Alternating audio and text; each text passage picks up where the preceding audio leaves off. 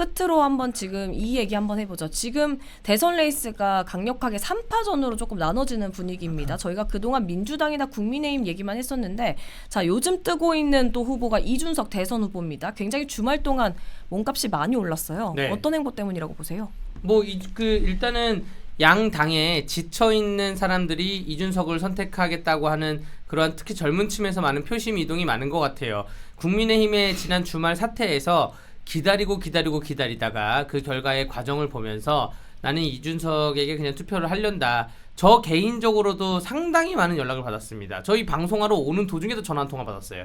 그 아는 지인으로부터 그냥 나 이준석 뽑을래라고 하는 전화를 받아서 그래라 뭐 제가 뭐 유권자의 마음을 말릴 수는 없지만 그러한 유권자들은 또 선거 기간 22일 동안에 또 변동이 있을 수가 있습니다 라는 것이고 이준석 후보자가 항상 말을 하는 게 압도적인 새로움이라는 지금 선거 슬로건을 갖고 있는데 네. 뭐 행보나 이런 것이 새롭긴 합니다. 새롭긴 한데 좀 아쉬운 거는 그 물리적인 한계예요. 무엇이냐 하면 개혁신당의 물리적인 한계가 유세차나 혹은 아니면 선거운동원들 이게 아웃 오브 사이트, 아웃 오브 마인드거든요.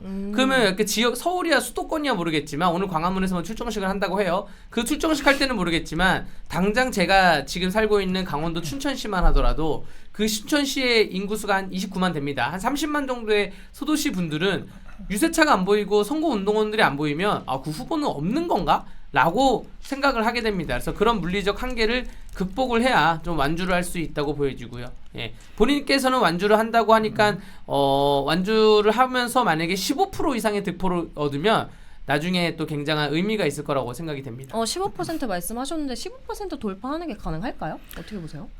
사실 뭐 어떻게 하느냐에 따라 다 달려있죠. 그러니까 우리가 지금 정치를 단 몇 달 동안 지켜보면서도 정말 이럴 수도 있고 저럴 수도 있다. 그리고 정당 지지율이건 이게 뭐 대통령 지지율이건 그러니까 일주일 사이에도 10%씩 오락가락하지 않습니까? 그렇기 때문에 당장 예단을 하기는 어려워요. 그런데 우리 강대규 변호사님 말씀하신 것처럼 대선은 굉장히 돈이 많이 드는 선거입니다. 그렇죠. 최소 3,400억 정도가 들어간다. 저희가 그 선거 공보물 제작에 드는 프린트비만 200억이라고 보통 산정을 하거든요. 아무리 아껴서 정말 그 저희끼리 무슨 얘기하냐면 개혁신당은 진짜 한 페이지만 발부하는데 거기 QR코드 찍어서 돈 안 들이고 이제 인쇄물 비용 안 들이고 지금 선거하려고 하는 거 아니야? 이제 이런 식의 얘기까지 나올 정도로 금전 압박이 엄청나요. 그런데 15% 득표를 못하게 되면 선거비 보전이 안 되기 때문에 정당이 정말 100억 단위의 이 빚을 질 수가 있는 거거든요. 이건 상당히 뼈아픈 지점입니다. 또한 지금 개혁신당이 3석짜리 정당이라 교섭단체 지원금도 받기가 어려운 여건이기 때문에 아마 그런 지점에서 딜레마가 있을 거예요. 그래서 이준석 후보 측에서는 이번 선거를 성공적으로 마무리하려면 15%를 얻어야 되는 게 필수 불가결한 조건이 되는 겁니다. 그러니까요. 그래서 15%를 못 얻게 되면 단일화 압박을 받을 수밖에 없겠죠. 그래서 이런 건 현실적인 문제이기 때문에 아마 입으로는 아니라고 얘기하지만 결과적으로 당을 빚더미에 앉힌다라고 하는 것은 또 다른 차원의 문제다. 뒤가 없을 수가 있다. 그렇네요. 이 지점을 고려할 겁니다. 지금 이재명, 김문수, 이준석 3명의 공약을 놓고 비교해 봤을 때 만약에 이러한 말이 누구 공약인가 말하면 누구 공약인지도 몰라요. 예를 들어서 뭐 튼튼한 안보, 뭐 국민의 생명과 안전을 지키는 나라, 뭐 예를 들어서 청년이 크는 나라, 미래가 열려있는 나라 이런 게 다 좋은 말만 써 있잖아요. 뭐 어르신들 모두가 잘 사는 나라. 근데 이준석 후보의 공약은 굉장히 구체적입니다.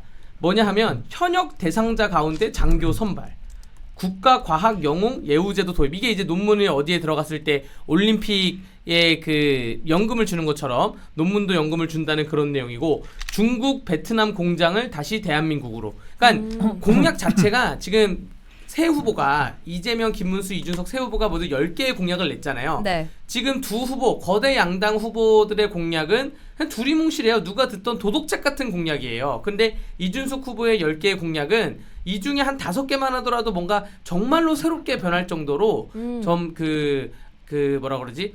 공약이 굉장히 구체화되어 있다. 현실성이 있네요, 더. 예, 구체화되어 있다고 말씀을 드립니다. 네. 그래서 아마 청년들이 뭐 예를 들어서 입 바른 말은 누가 못하냐, 윤리적인 발언은 누가 못하냐, 뭐 그런 옛날에 뭐 어렸을 때 초등학교 선거처럼 질서를 잘 지키자 이런 얘기 누가 못하냐. 그런데 좀 더 구체적인 공약에 더 열광하는 것 같습니다. 이게 포지션 자체가 사실 저희가 확장이다 뭐다 이런 피곤한 얘기를 왜 하냐. 그러니까 사실 좀 듣기 싫은 얘기들이 많잖아요. 저도 사실 불편한 얘기들이 많이 나와요. 당이라는 게 또 인사를 할 때도 좀 외부 영입 인사라고 하면서 우리 당 색채와는 다소간 맞지 않는 분들도 때로는 또 데려오기도 하고 이런 것들이 수권 정당은 과반을 얻어야 하기 때문에 그런 거거든요. 최대한 지지층의 스펙트럼을 넓혀야 하는 것이 승리의 조건이다. 그런데 이준석 후보 같은 경우에는 승리 자체가 목적이 아니라면 확장보다는 선명성을 강조할 수가 있게 되죠. 또 이런 것들이 군소 정당에게는 장점이 될 수가 있습니다. 그러니까 거대 양당이 포괄적인 얘기하고 때로는 완전 적대했던 상대방 지금 이재명 후보가 홍준표 시장에게 얘기하는 것처럼 때론 그런 선택까지 해야 되지만 이쪽은 그럴 필요가 없는 거거든요. 그러니까 말씀하신 것처럼 젊은 세대들에게 체감될 수 있는 구체적인 공약만 내놓는다라고 하더라도 선거비 보전 정도는 가능할 수가 있다. 오히려 그렇게 선명하게 했을 때 15% 안정적으로 확정하는 게 더 도움된다라고 생각을 한다면 그런 직관적인 정책 중심으로 충분히 어필을 할 수가 있는 거죠. 약간 이런 측면에서 이준석 후보 측의 전략이 어떻게 펼쳐지는지를 지켜보는 것도 뭐 좋은 관전 포인트일 것 같습니다.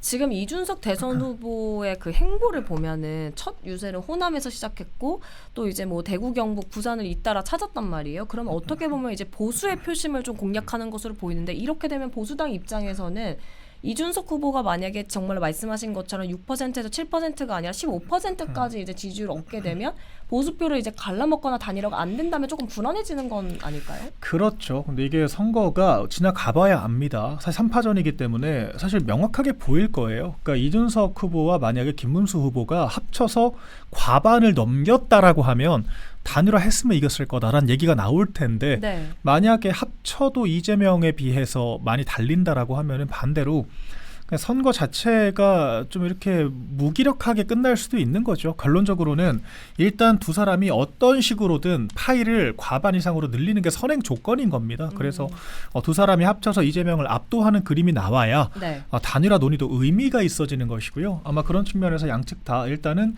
최대한 그 이재명 후보가 지금 차지하고 있는 파일을 야금야금 갉아먹는 데 좀 집중을 할 것으로 보이고 전체 구도가 강중약이 아니라 정말 중중중이거나 아니면은 강강약 이런 식으로 재편이 되어야만 우리가 단일화 얘기를 하는 것도 실효성이 있을 것이라고 저는 보죠. 22일을 앞둔 오늘의 상황에서는 네. 아직까지 이재명 후보를 이기기 조금 어렵다고 보시는 건가요? 합쳐도? 지금 아직 알 수 없죠. 왜냐하면 이게 저희가 단일화가 이루어진 직후에 그 여론조사가 나온 게 없지 않습니까? 그러면 우리가 한덕수 전 후보와의 이런 갈등 상황이 얼마나 봉합됐고 지지자들이 얼마나 뭉칠 수 있는지를 또 판가름할 만한 지표가 아직은 없는 거거든요. 네네. 또한 지금 저희가 비가역적인 후보 등록을 마무리한 상태이기 때문에 어쨌거나 보수 진영 사람들이 지금은 다소간 열패감이 있다라고 하더라도 결국에는 뭉칠 수밖에 없다라고 저는 보거든요. 그래서 당장 예단할 필요가 없다. 일단 지표를 확인하고 저희가 그 성적표를 받아들인 상태에서 어떻게 하면 더 앞으로 치열하게 치고 나갈 것인지를 그때부터 검토하는 것이 맞다라고 저는 봅니다. 알겠습니다. 일단은 TV 토론이 4개 정도 예정돼 있는데 한 2개 지나고 나서 윤곽이 뭔가 잡힐 거예요. 네.